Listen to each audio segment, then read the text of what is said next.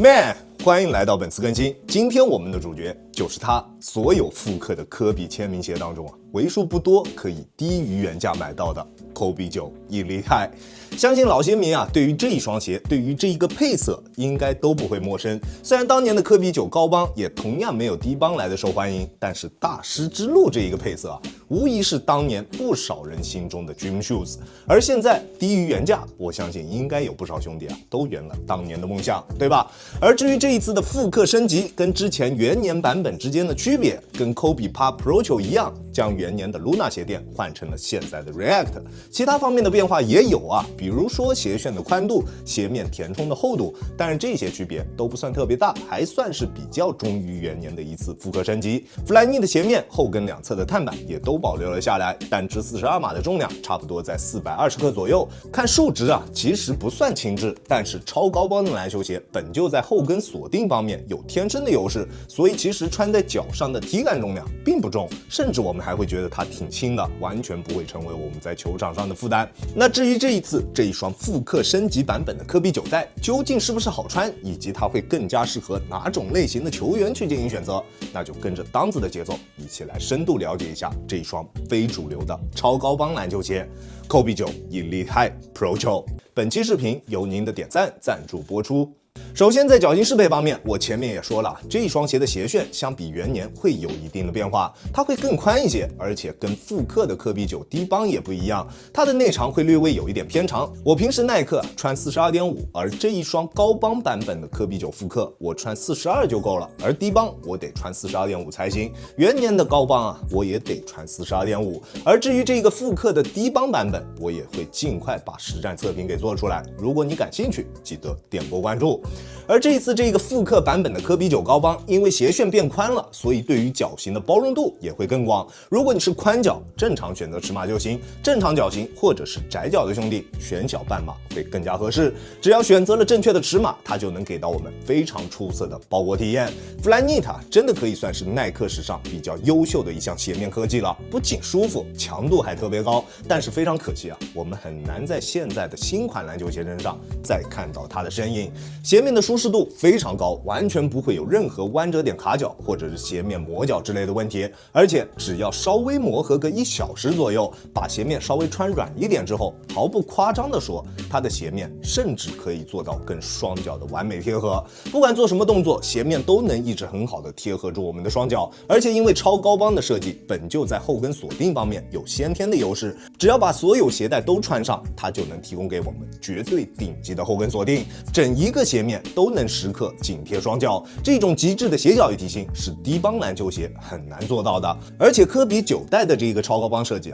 不仅给我们带来了极致的后跟锁定，与此同时它还能给到我们顶级的脚踝保护。穿上它你甚至会觉得好像是打了脚一样，脚踝被牢牢的锁住。如果你对于脚踝保护有比较高的要求，那毋庸置疑，科比9 Elite 高帮绝对可以算是现如今市面上你能买到的鞋款当中，在这一方面断档领先的单品。不管做什么动作，它的鞋面都能给到我们非常大的信心，不管哪个位置都能一直很好的支撑住我们的双脚，能够一直很好的提供给我们强有力的支撑。但是这一切的一切都是需要我们放弃掉一些东西的，那就是灵活性。想要如此优秀的后跟锁定，想要如此出色的脚踝保护，你就必须要放弃掉一定的脚踝灵活。如果脚踝灵活对于你来说非常重要，那这双鞋一定不会是你的菜。穿上它之后，你会觉得脚踝被狠狠地限制住了，做动作特别别扭，而且不单单只是它的鞋面不灵活，它的中底也同样会更加注重稳定。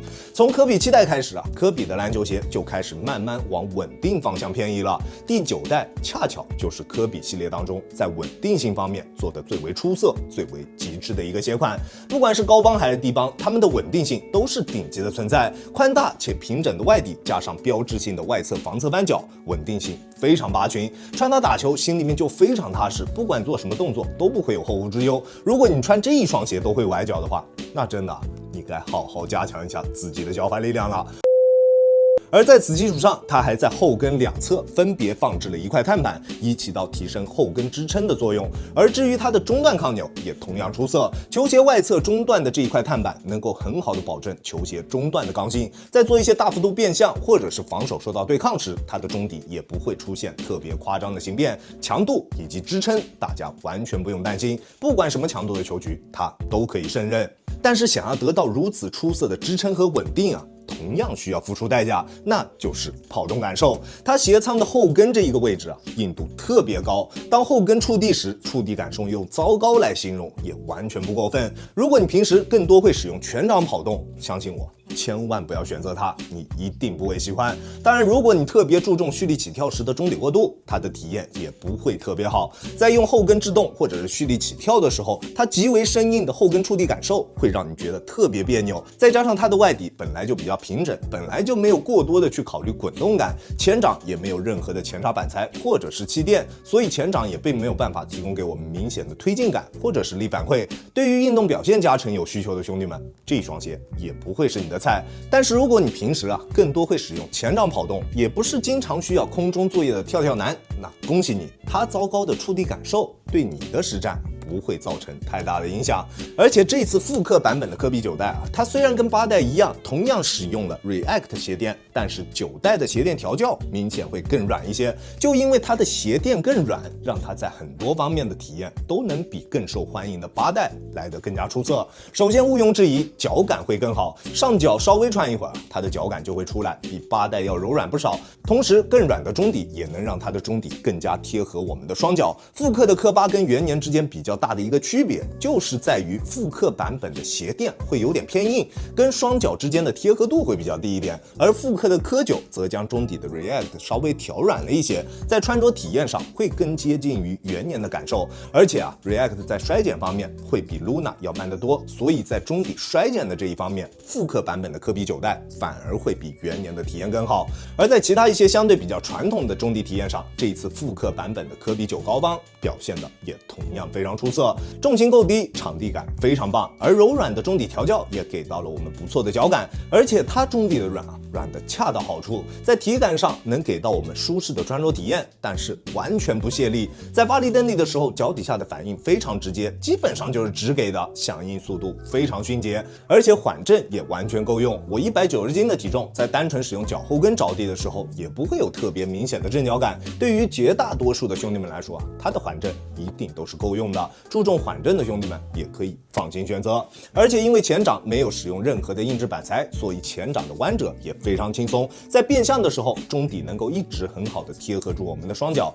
但是因为外侧有这样一个相对比较大的防侧弯角，所以在做一些交叉步动作或者是切入动作的时候，它的中底会显得没有那么的灵活。但是作为一双主打稳定的篮球鞋，能有这样的灵活性表现，已经算是非常不错了。而科比9代最吸引我的一个地方是什么呢？就是它出色的抓地。科比9代的抓地一直是我个人认为在科比所有的签名鞋当中最为出色的一款，没有之一。在液态橡胶大底还没有普及的时候，会有很多人问我我穿过的所有篮球鞋当中哪一些鞋款的抓地是最好的？那在我的记忆当中就2款，一款是 AJ28， 还有一款就是科比9。而这一次复刻的科比9代在抓地方面的表现依旧非常出色，指哪打哪，在做一些变向动作或者是急停动作的时候，指滑都特别的干脆，基本上不太会出现多余的滑动。而且它对于灰尘的敏感度也不高，在有灰尘的场地上，它也能保持出色的指滑效果。只是放在现在的篮球鞋市场当中，这种四周没有太多纹路上翻的篮球鞋，在极限角度下的抓地确实会稍差一些。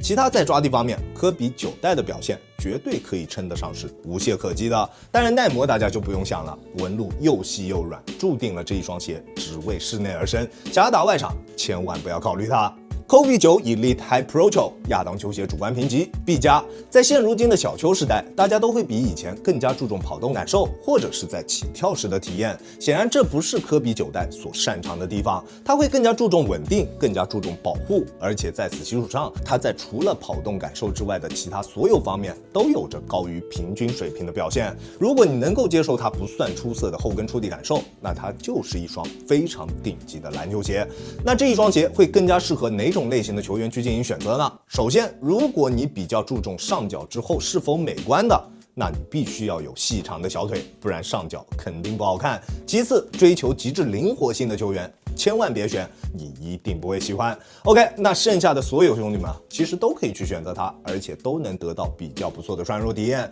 如果一定要我精确指出它的受众人群的话，注重稳定性、注重脚踝保护的球员都可以去选，打半场比较多的兄弟们也一定都会非常喜欢这一双鞋，而且不挑位置、不挑打法，1到5号位都可以。OK， 这就是本期视频的全部内容了。再次感谢大家观看本期的亚洋球鞋，那我们下期视频再见，大家有空来做 ，Peace。